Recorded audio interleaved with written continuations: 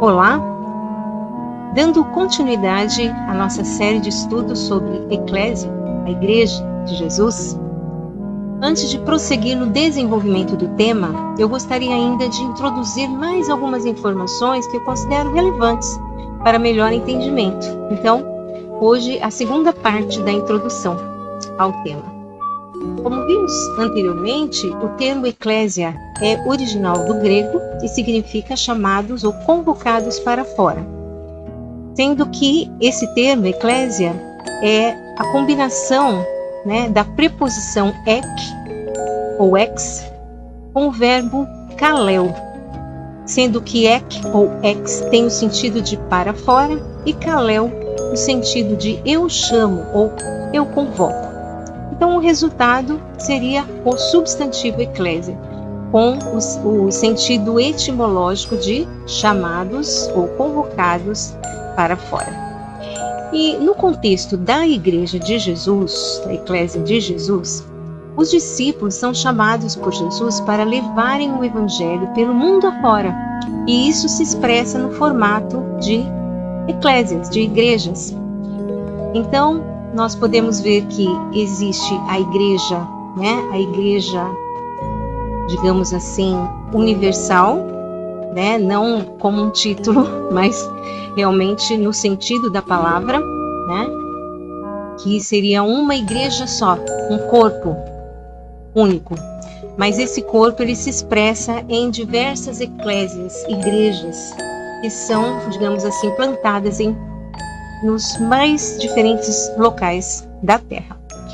Bem, então disse que os membros das eclésias, eles são pessoas, chamadas, separadas da multidão, não porque elas são melhores, mas porque deram ouvidos em virtude de uma vocação divina, escolhidas para serem santas, investidas nos privilégios e incumbidas dos deveres de cidadania do reino de Cristo. Então, elas têm muitos privilégios, mas também têm muitos deveres a cumprir. Desta forma, como membros da Eclésia, traduzindo Igreja de Jesus, temos a incumbência de difundir a cultura do reino de Jesus.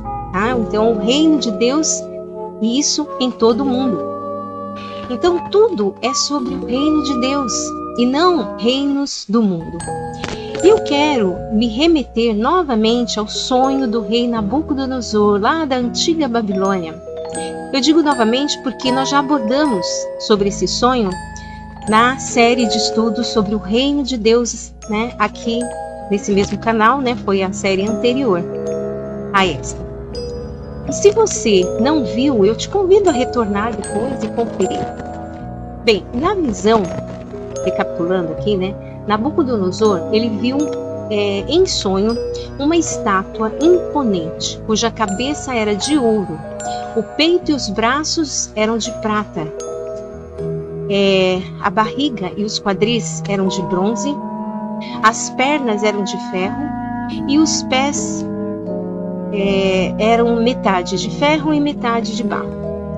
E aí, de repente, ele vê uma pedra que se solta de uma montanha sem ninguém empurrar, ou seja, sem mãos humanas, e rola até os pés da estátua. Nesse momento, a estátua se despedaça por completo. Bem, quando o rei acordou, estava muito atormentado e chamou apressadamente os sábios do palácio para que pudessem interpretar o sonho. Mas ele não contou, ele não quis contar, o sonho aos sábios, mas ordenou a eles que adivinhassem e depois dessem a interpretação. E sem dúvida eles não conseguiram. O rei, muito irado e atormentado, ele acabou ordenando a morte de todos os sábios do palácio por conta disso. Nenhum deles foi capaz de adivinhar o sonho, muito menos interpretar. Bem, então Daniel, o profeta, que também era funcionário do palácio, Daniel era judeu, foi levado por ocasião da conquista, de Jerusalém pela Babilônia. Ele foi levado cativo, mas ele pelas competências que tinha, pela inteligência, pelas qualidades, ele foi colocado como funcionário do palácio também, além de outros amigos dele. E quando ele soube, né, do ocorrido, provavelmente ele não estava lá no dia, mas quando ele soube, ele se preocupou, né? Então ele orou a Deus e pediu a Deus que lhe desse a interpretação do sonho do rei, para que os sábios não fossem mortos, né? Que ele e seus amigos também faziam parte.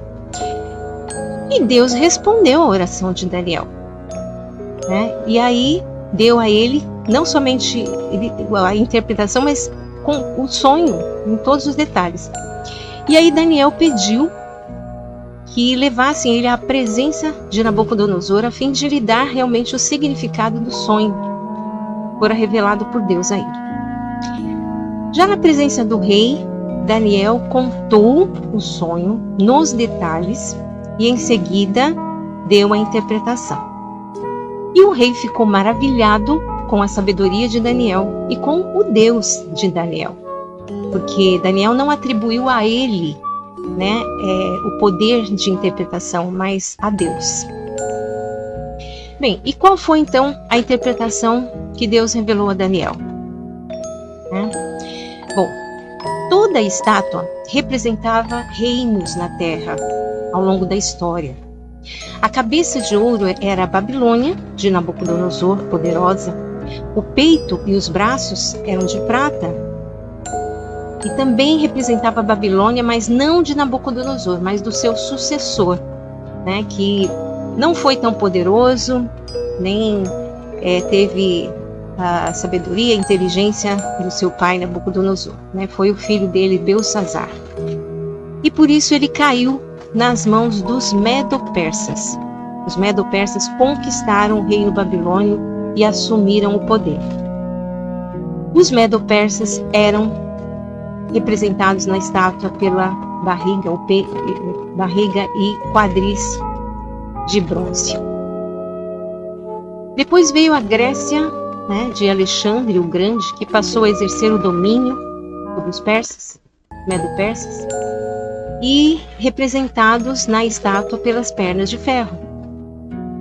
Por fim, os pés, metade de ferro e metade de barro, o Império Romano, né, que veio logo depois da Grécia. E esse Império Romano, ele fez muitas alianças e acabou sendo derrotado. Formaram-se, depois disso, muitos reinos e a história da humanidade continuou até os nossos dias, em que pelo menos ainda existem muitas nações e muitos governos.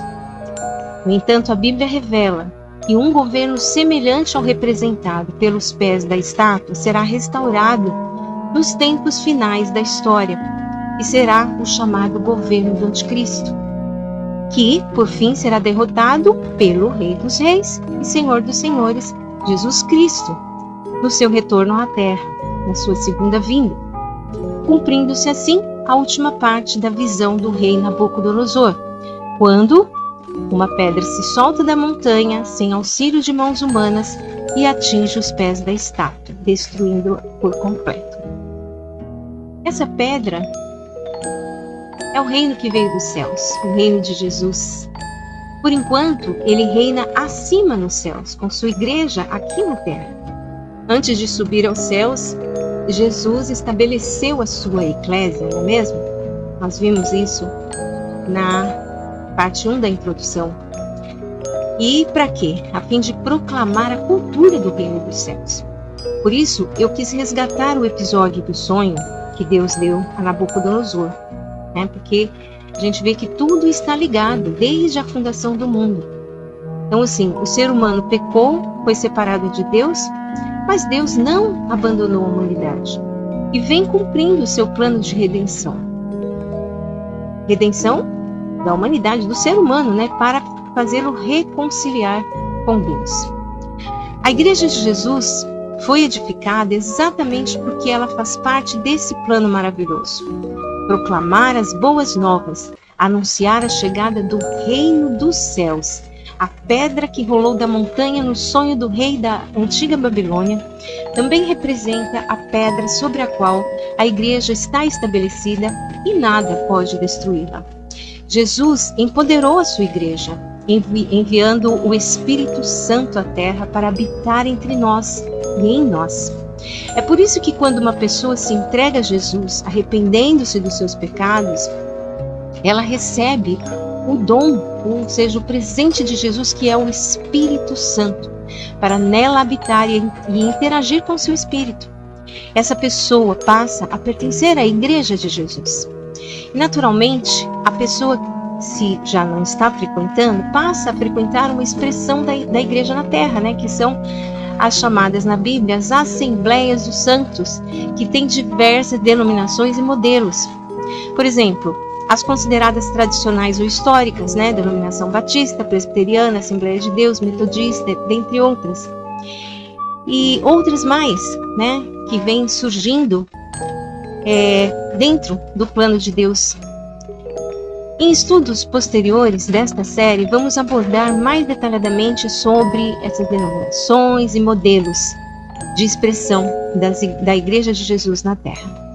Mas é importante que fique claro que a instituição não é a Igreja de Jesus, mas sim ela é um instrumento para que a Igreja possa realizar suas atividades no coletivo. E ela precisa estar realmente caminhando, né?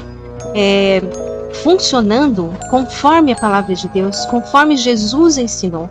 Porque se ela se desvia disso, ela passa a não ser mais a expressão da Igreja de Jesus na Terra, mas apenas uma instituição religiosa, tão somente, mas desligada, né, do próprio Jesus, porque ela realmente tem que expressar a vontade dele e não a vontade dos homens. Bem, a igreja, na sua essência, é o conjunto de pessoas que se reúnem, que se irmanam e que de fato cumprem juntamente a missão designada pelo dono da igreja, que é Jesus Cristo. Por isso, a Igreja de Jesus também é conhecida como família espiritual de Deus na Terra. É composta por muitas famílias carnais, mas espiritualmente falando, todos são igualmente irmãos e filhos do mesmo Pai Celestial, adotados por meio do sacrifício do primogênito, né, que é Jesus Cristo. Tivemos a experiência difícil durante a pandemia do Covid-19, em que não era possível reuniões presenciais e por meio das tecnologias digitais, os cultos e as reuniões puderam continuar, porém de forma virtual, que em geral continuam funcionando concomitantemente às presenciais, dado que elas permitem maior alcance de pessoas. Foi realmente uma inovação pela qual ainda que tenha se consolidado devido a um contexto de caos, acabou ampliando os acessos e chegando a tantos e tantos lugares no mundo. Bem, ficamos por aqui e no próximo estudo vamos iniciar o desenvolvimento realmente desse tema, ok? E detalhando mais o assunto. Você que me ouve e ainda não pertence à Igreja de Jesus, saiba que o tempo é agora. O tempo é agora. A gente não sabe, né, o que vai acontecer mais tarde, amanhã, depois. A igreja existe há cerca de 2000 anos, passando de geração em geração e com as portas abertas, a fim de receber mais e mais pessoas para pertencerem ao reino de Jesus. O processo começa sempre pelo arrependimento dos pecados, com a consciência da separação de Deus, né, que estamos separados, mas podemos nos reconciliarmos com Deus mediante a nossa fé em Jesus Cristo, que é o nosso único e suficiente Salvador. E então, não deixe passar mais nenhum minuto. Converse com Jesus agora. Peça a Ele, em espírito, Ele vai te ouvir, Ele está te vendo, Ele está te ouvindo. Entregue a Ele o controle da sua vida. E é isso, passe a pertencer então a igreja, a eclésia maravilhosa de Jesus, que trabalha para o seu reino, o reino eterno. Então é isso, Deus abençoe grandemente a sua vida e nos encontraremos no próximo episódio para continuar estudando esse tema. E peço a você, né, que colabore aqui com o canal, porque o intento aqui realmente, a intenção é que essa mensagem venha abençoar muitas vidas, porque é a palavra de Deus, a palavra viva e eficaz. Mas realmente esse instrumento, né, o YouTube, ele trabalha muito com essa questão. Você precisa deixar o like, né, aquele joinha no vídeo, compartilhar, principalmente se inscrever no canal, né, para que haja engajamento e assim essa mensagem ela chegue a muitos e muitos e muitos outros lugares e pessoas, tá bom? Eu agradeço, Deus te abençoe e até o próximo episódio.